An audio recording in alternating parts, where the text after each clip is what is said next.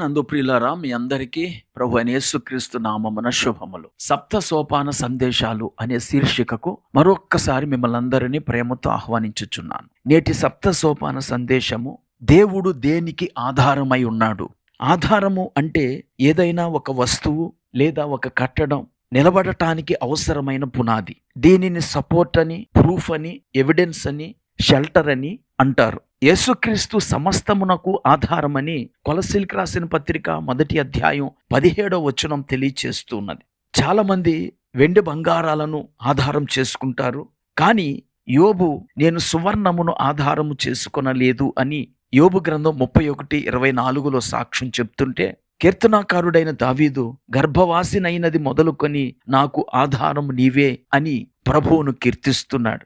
దేవుడు సమస్తమునకు ఆధారమైనప్పటికీ ఆయన దేనికి ఆధారమై ఉన్నాడో 7 విషయాలను ఈ వీడియోలో మీతో పంచుకోవాలని ఆశిస్తున్నాను. మొదటిగా, దేవుడు మన నీతికి ఆధారమై ఉన్నాడు. 4వ కీర్తన 1వ వచనంలో నా నీతికి ఆధారమగు దేవా అని దావీదు భక్తుడు దేవుణ్ణి కీర్తిస్తున్నాడు. ఈరోజు మనము పాపం చేయకుండా పరిశుద్ధంగా నిలబడగలుగుతున్నాము అంటే అది ఆయన వలననే. చాలా మంది తమ సొంత శక్తి చేత, భక్తి చేత నీతిగా ఉన్నామని అనుకుంటారు. అలా తమ్మును తాము ఆధారం చేసుకున్న వారు ఏదో ఒక సమయంలో పాపంలో పడిపోతారు. గనుక మన నీతికి, భక్తికి ఆధారము దేవుడే.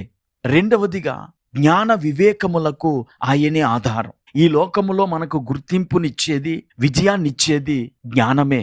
అట్టి జ్ఞానమునకు ఆధారం దేవుడే అని యెషయా 11:2లో మనము చదువుతాం. యెహోవా ఆత్మ జ్ఞాన వివేకములకు ఆధారమగు ఆత్మ, ఆలోచన బలములకు ఆధారమగు ఆత్మ.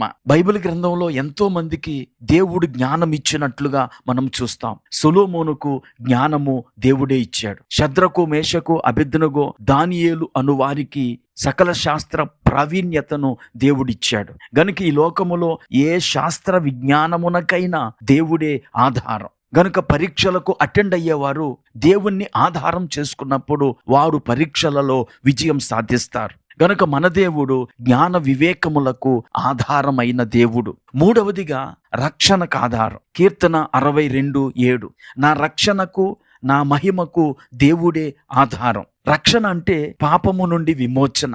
రక్షణ అంటే నరకము నుండి రక్షించి పరలోక వాసులునుగా చేయుట. మనము రక్షించబడటానికి మనము ఏమీ చేయనక్కర్లేదు. కేవలము క్రీస్తును రక్షకుడిగా అంగీకరిస్తే చాలు, ఆయనే మనలను రక్షిస్తాడు. ఇశ్రాయేలీలు ఫరో చేతిలో నుండి తప్పించుకోవటానికి పారిపోతున్నప్పుడు దేవుడు వారితో ఇలాగు తెలియచేశాడు. నిర్గమకాండం 12:13 వచనం. అందుకు మోషే, భయపడకుడి, యెహోవా మీకు నేడు కలుగజేయు రక్షణను మీరు ఊరకనే నిలుచుండి చూడుడి. ఫరో నుండి కాపాడబడటానికి వారు ఎదిరించలేదు, యుద్ధం చేయలేదు.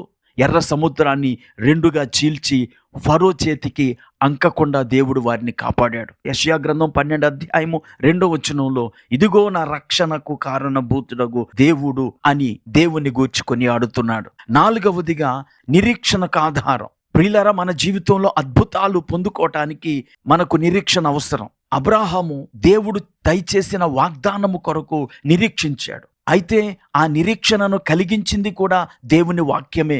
అబ్రాహాముతో పదే పదే దేవుడు మాట్లాడుతూ నీ సంతానం ఇలాగుండునని ఆకాశపు నక్షత్రాలను చూపిస్తూ, ఇసుక రేణువులను చూపిస్తూ దేవుడు అబ్రాహాముతో మాట్లాడుతుండగా ఆ మాటల వల్ల అబ్రాహామునకు నిరీక్షణ కలిగినది. గనుక అబ్రాహాములో నిరీక్షణకు కారణము దేవుడే. రోమీలకు రాసిన పత్రిక 4వ అధ్యాయం 18వ వచనంలో నీ సంతానం ఇలాగుండునని చెప్పిన దానిని బట్టి తాను అనేక జనములకు తండ్రి అగునట్లు నిరీక్షణకు ఆధారము లేనప్పుడు అతడు నిరీక్షణ కలిగి నమ్మెను. ఈరోజు అనేక మంది దేవుని వాక్యాన్ని నమ్మకుండా కృత్రిమాన్ని నమ్ముకుంటున్నారు. యెషయా గ్రంథం 30:12 వచనంలో దేవుడు ఇశ్రాయేలీలను ప్రశ్నిస్తున్నాడు. మీరు ఈ వాక్యము వద్దని త్రోసివేసి బలత్కారమును, కృత్రిమమును నమ్ముకొని అట్టి వాటిని ఆధారము చేసుకుంటిరి గనుక. ప్రియులారా, మనము దేవుణ్ణి ఆధారం చేసుకున్నప్పుడు, దేవుని వాక్యమును ఆధారం చేసుకున్నప్పుడు మనము నిరీక్షణ గలవారమై అబ్రాహాము వలె ఆశీర్వదించబడతాం. 5వదిగా, క్షేమాధారము దేవుడే. కీర్తన 16:2 నీవే ప్రభుడవు, నీకంటే నాకు క్షేమాధారం ఏదియు లేదని యెహోవాతో నేను మనవి చేయుదును.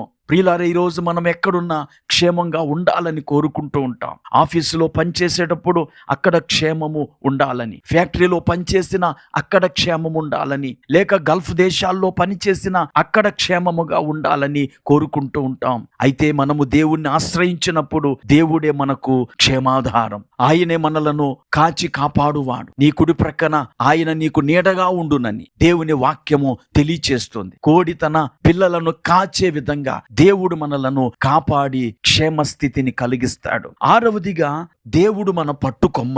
మనం ఈ లోకంలో జారుడు ప్రదేశాల్లో నడుస్తున్నప్పుడు దేనినైనా పట్టుకొని నడిస్తే మనము జారిపోకుండా ఉంటాం. దేవుడు మన అడుగులను జారనీయకుండా కాపాడే పట్టుకొమ్మ.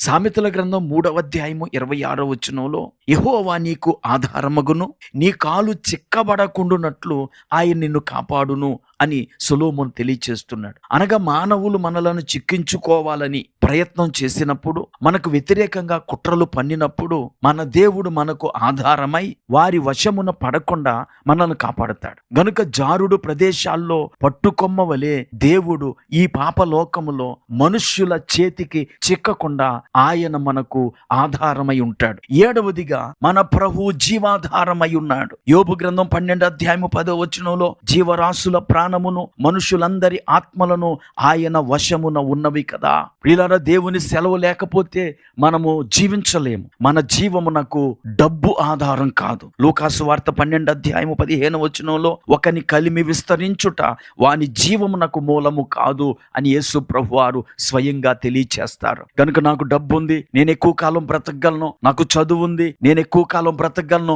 అని ఎవ్వరు అనుకోవటానికి వీల్లేదు. మన జీవమునకు, మన ప్రాణమునకు దేవుడి ఆధారం. ఎందుకంటే మన కాలగతులు ఆయన వశములో ఉన్నాయి.